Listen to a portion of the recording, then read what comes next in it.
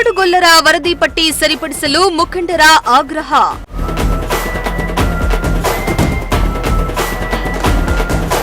ತಿಪಟೂರಿನಲ್ಲಿ ಸುದ್ದಿಗೋಷ್ಠಿ ನಡೆಸಿ ಆಡಳಿತಕ್ಕೆ ಒತ್ತಾಯ.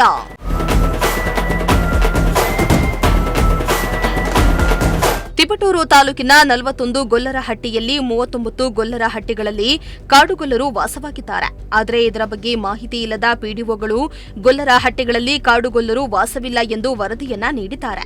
ಇದು ತಪ್ಪು ಮಾಹಿತಿಯಿಂದ ಕೂಡಿದೆ. ಇದನ್ನ ಈ ಕೂಡಲೇ ಸರಿಪಡಿಸಬೇಕೆಂದು ತಾಲೂಕು ಕಾಡುಗೊಲ್ಲರ ಸಂಘದ ಅಧ್ಯಕ್ಷ ಬಾಲರಾಜು ಆಗ್ರಹಿಸಿದ್ದಾರೆ.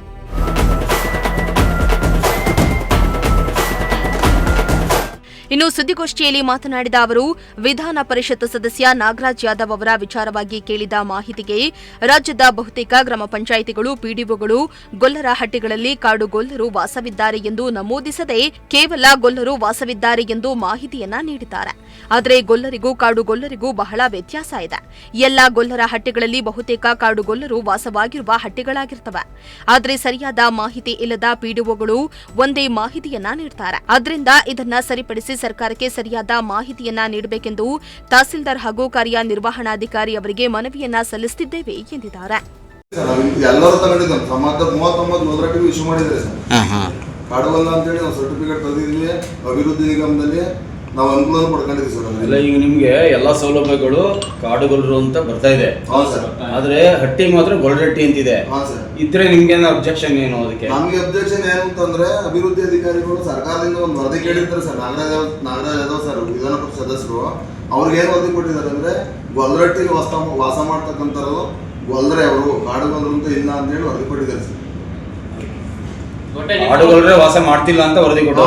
ಅದಕ್ಕೆ ನಿಮ್ ವಿರೋಧ ಇದೆ? ಹೌದು ಸರ್, ಇದು ವಿರೋಧ ಇದೆ ಸರ್. ಕಾಡುಗೊಲ್ಲರು ಅಂತ ವರದಿ ಕೊಡಬೇಕು ಅಂತ ನಾವು ಮನವಿ ಮಾಡ್ತಾ ಇದೀವಿ ಅಷ್ಟೇ.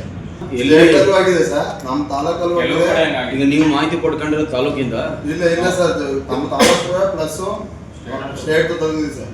ಇಡೀ ಸ್ಟೇಟ್ ಅಲ್ಲಿ ಎಲ್ಲೂ ಕಾಡುಗೊಲ್ಲರಟ್ಟಿ ಇಲ್ಲ ಅಂತ ಮಾಹಿತಿ ಕೊಟ್ಟಿದ್ದಾರೆ ಸರ್. ಅಭಿವೃದ್ಧಿ ಅಧಿಕಾರಿಗಳು ಸರ್. ಆಮೇಲೆ ನಿಗಮದಿಂದ ನಮ್ಮ ಇಡೀ ತಾಲೂಕಿದೆ ಎಷ್ಟು ಕೊಟ್ಟಿರೋದು 11 ಗಂಗಾ ಕಲ್ಯಾಣ, ಆಮೇಲೆ 11 ಟ್ಯಾಕ್ಸಿ, 101 ಲೋನ್ ಕೊಟ್ಟಿರೋದು.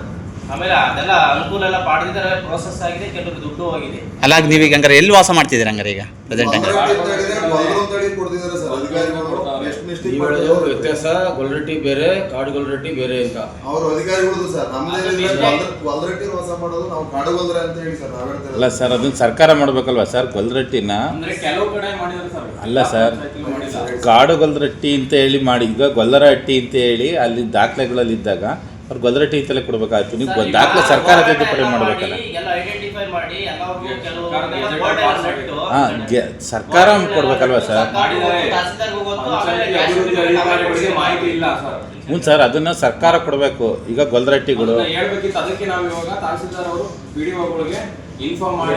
ಇನ್ನು ಸುದ್ದಿಗೋಷ್ಠಿಯಲ್ಲಿ ಕಾಡುಗೊಲ್ಲರ ಸಂಘದ ಉಪಾಧ್ಯಕ್ಷರಾದ ಶಂಕರಪ್ಪ ಎಸ್ಆರ್ ಮತ್ತು ಜಯಣ್ಣ ಜೆ, ಖಜಾಂಚಿ ಶಶಿಧರ್, ಎಂಎಸ್ ಗ್ರಾಮ ಪಂಚಾಯಿತಿ ಸದಸ್ಯ ದಿನೇಶ್ ಎಸ್ ತಿಮ್ಮೇಗೌಡ ಇನ್ನಿತರರು ಹಾಜರಿದ್ದರು. ಕಿರಣ್, ಪ್ರಜಾಶಕ್ತಿ ಟಿವಿ, ತಿಪಟೂರು.